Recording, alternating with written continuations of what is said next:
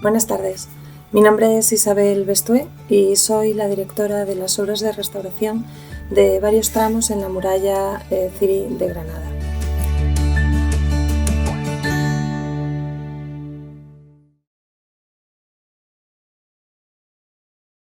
Granada cuenta con varias murallas de diversas etapas medievales que suponen un extensísimo patrimonio fortificado para la ciudad,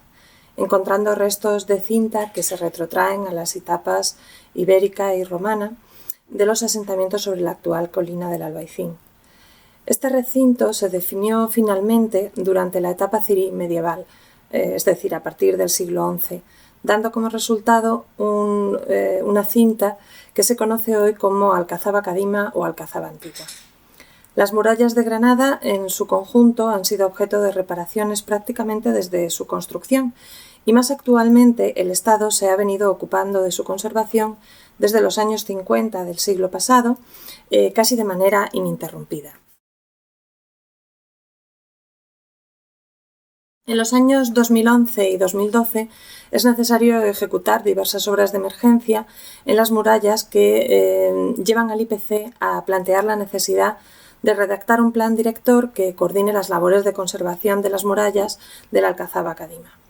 A partir de 2014 se inicia la redacción del primer proyecto de restauración y conservación de las murallas del Alcazaba, siguiendo las prioridades que el plan director establecía.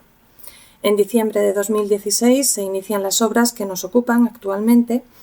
y que han quedado temporalmente interrumpidas en su fase final debido a la pandemia del COVID-19.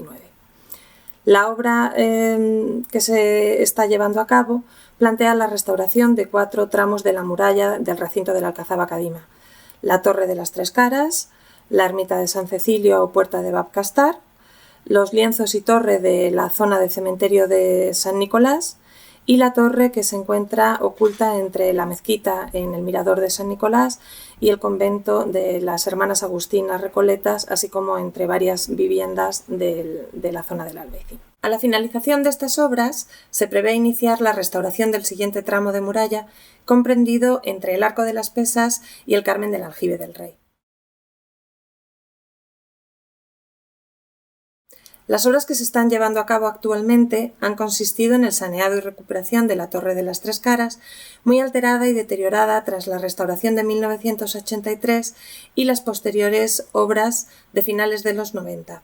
que la dejaron a medio restaurar, mostrando las rozas de ladrillo y hormigón, dejando una imagen que en absoluto es acorde con las características de una torre medieval como la que nos ocupa. Además, en esta torre las costras o pieles de las tapias calicostradas estaban desprendidas, estaban abiertas, sueltas y con peligro de derrumbe sobre la calle donde pasan peatones. En líneas generales, los trabajos han consistido en el desbroce de vegetación y suciedad infestante, en la limpieza y eliminación de líquenes y otros elementos superficiales, en la consolidación, cosido y sellado de las grietas y fisuras, en la consolidación superficial general de las tapias que se encontraban en diferente estado de degradación y sobre todo en la estabilización estructural y constructiva de las tapias, con reposiciones volumétricas allí donde eran indispensables. Para ello se han estudiado los sistemas constructivos tradicionales presentes en estas tapias, que son fundamentalmente tapia hormigonada de cal y canto y tapia calicostrada. Se realizaron, para poder ejecutar las nuevas tapias de aporte a las masas originales, se realizaron una batería importantísima de ensayos, análisis y muestras diversas hasta identificar los materiales originales que componen áridos, arenas, cales de las tapias originales, así como las de los aportes nuevos, de manera que se pudiese garantizar la absoluta compatibilidad de las tapias nuevas con las tapias originales. Por otra parte, se intentó, mediante las muestras sucesivas que se realizaron de estas tapias, se intentó en todo momento que pudiésemos alcanzar una cierta concordancia cromática y se dejó la distinguibilidad entre las tapias nuevas y las tapias antiguas al texturizado final y al acabado que se ha dado a estas tapias.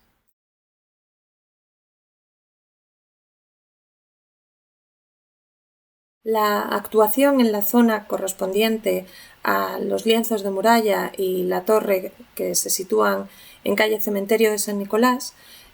también fueron frutos de una actuación fundamentalmente relacionada con la eliminación de la vegetación, que en esta zona era extremadamente abundante, haciendo imposible la prediagnosis del estado de conservación en que se encontraba, sobre todo la torre, oculta por completo por enredaderas, y los lienzos de muralla que se han visto afectados a lo largo del tiempo, sobre todo por el deterioro de sus partes bajas. Esto es algo común en todas las murallas de Granada, y en este caso estas zonas se encontraban intervenidas a partir de los años 50, recomponiendo toda la parte baja. Estas actuaciones, como viene siendo también habitual, estaban ya muy deterioradas y estaban provocando daños a la estructura original que se estaba viendo alterada también en la estructura de su masa externa e interna. Por tanto, aquí la actuación consistió en la eliminación de toda la vegetación, en la eliminación también de las intervenciones de los años 50 y 60, que profundizaban extraordinariamente en el núcleo de las tapias de calicanto, de hormigón de calicanto, y en la reincorporación de nuevas masas, consolidando la estructura completa.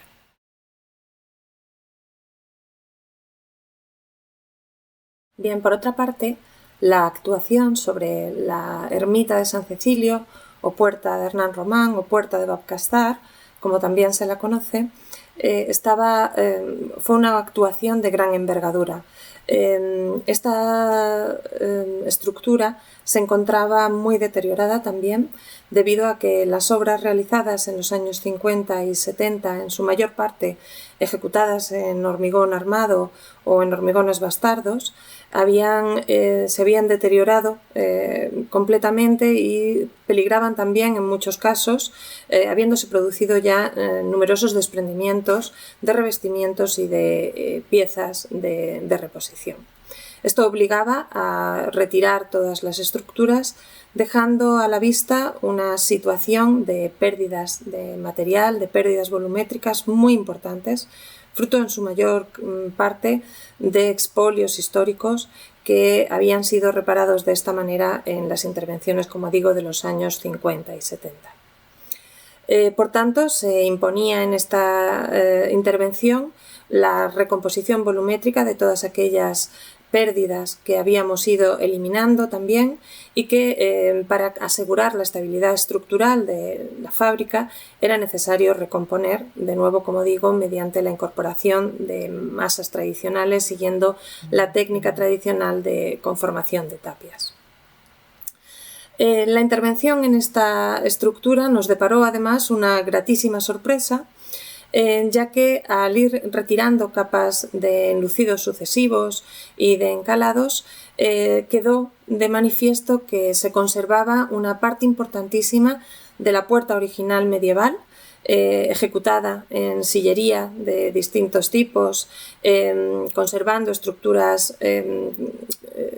elementos estructurales como arcos adintelados, arcos que habían sido seguramente de herradura, reconvertidos en arcos de medio punto al adaptar su uso al uso de ermita. Pero nos parecía que todo ello, todo lo que aparecía a la luz, sumado también a los restos arqueológicos que estaban apareciendo, obligaba a una modificación del proyecto. Se solicitó de esta manera modificar el proyecto original para incorporar toda la estructura de la puerta medieval que está quedando a la vista, así como esos elementos arqueológicos que digo han ido apareciendo, como restos de la rampa original de acceso a la puerta, restos de muralla medieval con torres de avance y torres defensivas, restos de muralla ibero-romana, que incluso restos de la primitiva ermita de San Cecilio, que de esta manera van a quedar incorporadas a su uso actual como ermita, que no va a perder.